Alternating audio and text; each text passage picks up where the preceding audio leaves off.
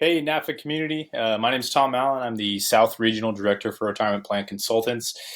Based on the poll that we put out on our page for the spring conference, a lot of you mentioned that it would just be helpful or really valuable to kind of understand the basic parties involved in a qualified retirement plan. And so I wanted to take some time to kind of explain the key players, let you know where their true value lies and how you can maybe think about building your team of providers so that you can really streamline this and really save you a ton of time and headache. So let's just start with who are the six key players in a retirement plan solution. So I have it here right in front of you.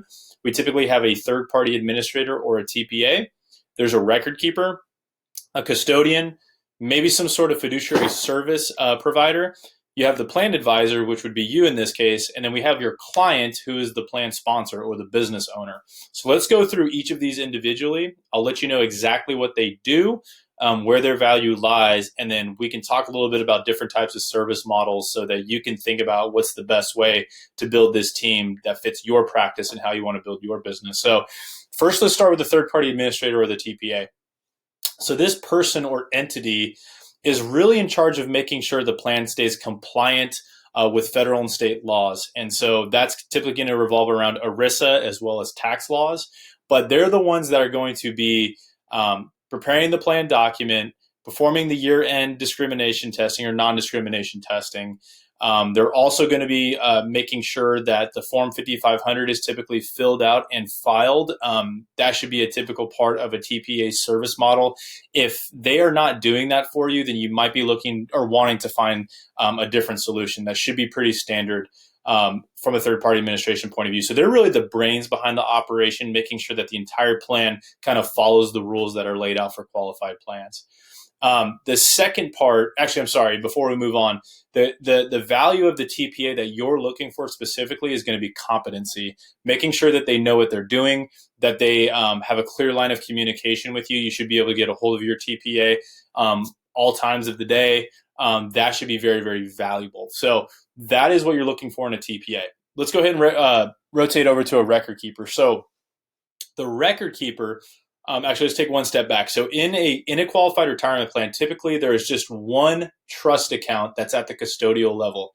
The record keeper is in charge of kind of tracking which slices of the pie belong to who within the company. So let's say you have a business owner and they have 3 employees. The record keeper is tracking how much money each employee is putting into the plan, employer contributions that are maybe coming into the plan via match, or maybe a profit sharing contribution. Record keepers are also in charge of creating account statements, disclosures that need to be disseminated to participants every year. And really, they are the interface that the participant's going to be interacting with when they're looking at changing investment elections, changing deferral rates, changing beneficiaries, potentially running different sorts of calculations, calculators, things like that. So the interface is typically at the record keeper level. So the value of a record keeper really is not necessarily the technology. A lot of different record keepers will try to charge you a premium for some cool website graphics. They will maybe give you a bunch of different calculators or tools in there. The reality is that most participants only spend about 10 to 15 minutes a year within the record keeping platform. So a lot of the bells and whistles that some record keeper providers try to sell you is really just kind of window dressing.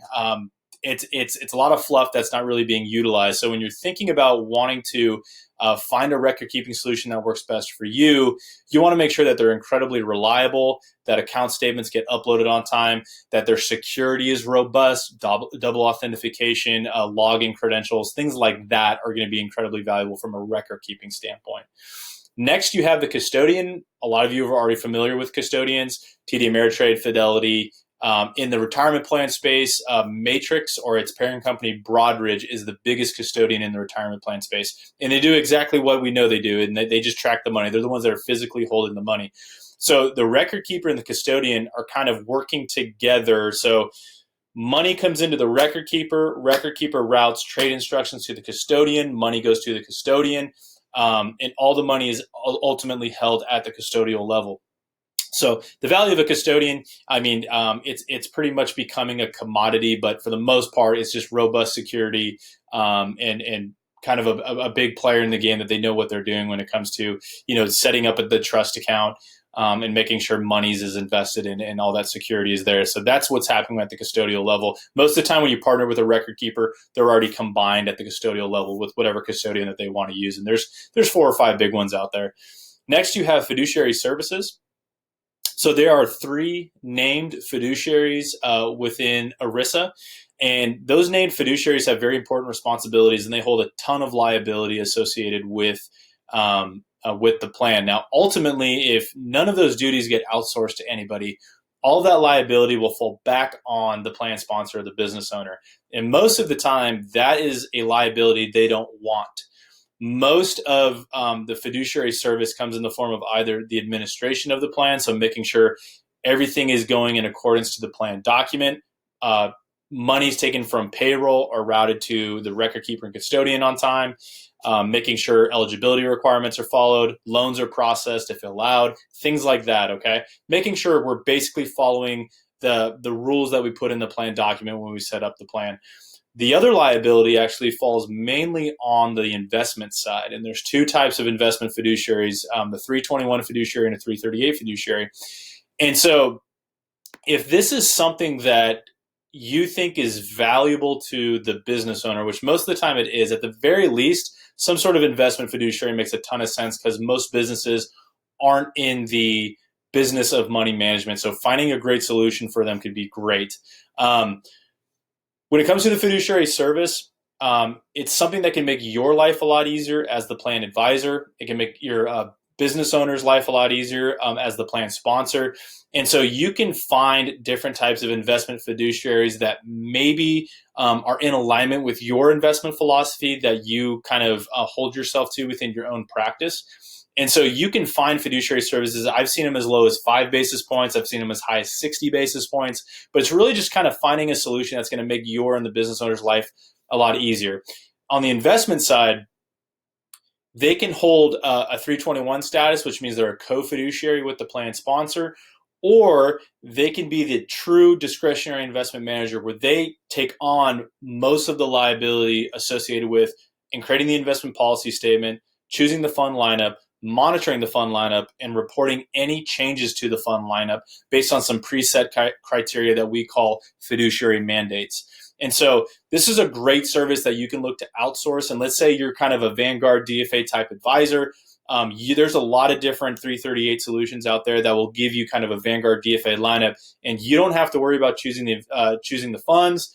That's already done for you, and that frees you up to do what's truly valuable as a plan advisor. And so we're going to get into that right now. As a plan advisor, ultimately, you do what you do best, which is look out for the interest of your client, the plan sponsor. So that is making sure that the TPA, the record keeper, and the fiduciary service providers are all doing what they said they were going to do. You hold them accountable, you review their work, you make sure everything is running smoothly for the plan sponsor.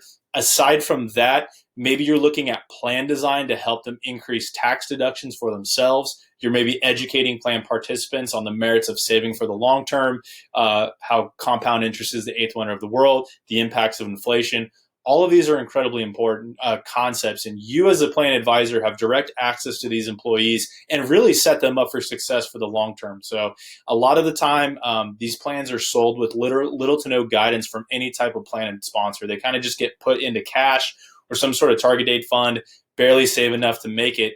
And at the end of the day, it's not really in their best interest. So you provide a ton of value in protecting the plan sponsor's interest, making sure that they're happy, possibly adding value to the plan sponsor's life through plan design, making sure that the goals of the plan are being fulfilled by the service providers. But then ultimately, you're providing an education to plan participants and really setting them up for success over the long term. So that is a true value that you're providing as the plan advisor. And then last but not least, we have the plan sponsor, and that's your client, the business owner.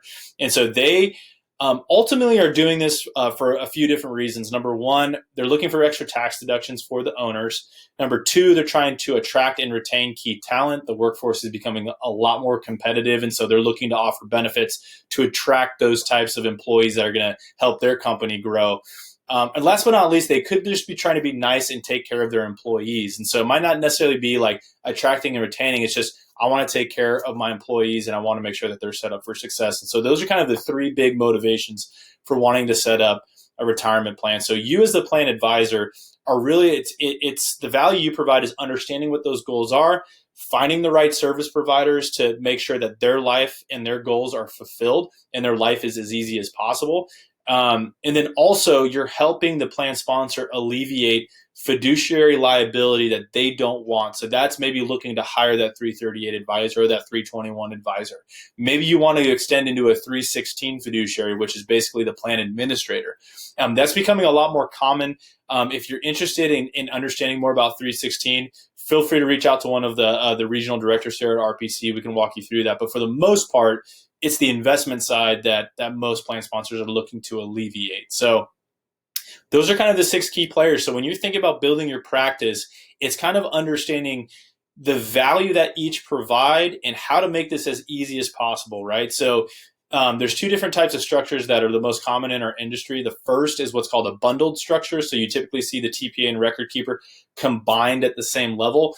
And then the other way that you typically see this is that an unbundled solution where the TPA is a completely different business from the record keeper.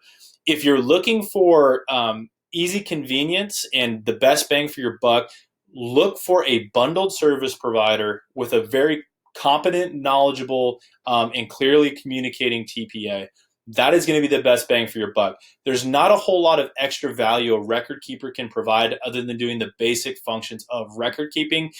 Like I said, a lot of independent record keepers try to upsell you on all this cool widgets and gadgets, but that's really just overpaying for the basic functions of what you need a record keeper for. So I would say find a reliable bundled solution with a great record keeping platform that's reliable and a very competent TPA. Then there are other service providers that will bundle in the fiduciary services as well. And so you could really streamline this and save yourself a ton of time by only having to make one phone call every single time if you have a question related to the TPA or the record keeper or the investment lineup or something like that. It can all really be housed under one roof. And that's how you can start to scale this for your business. Everything here is, again, you can kind of mix and match however you want. But if you're a solo practitioner, I would say the best bang for your buck is finding a bundled service provider with a very knowledgeable TPA, and that's going to save you a ton of time. Okay. I hope you found this useful. If you have any more questions, feel free to reach out to me.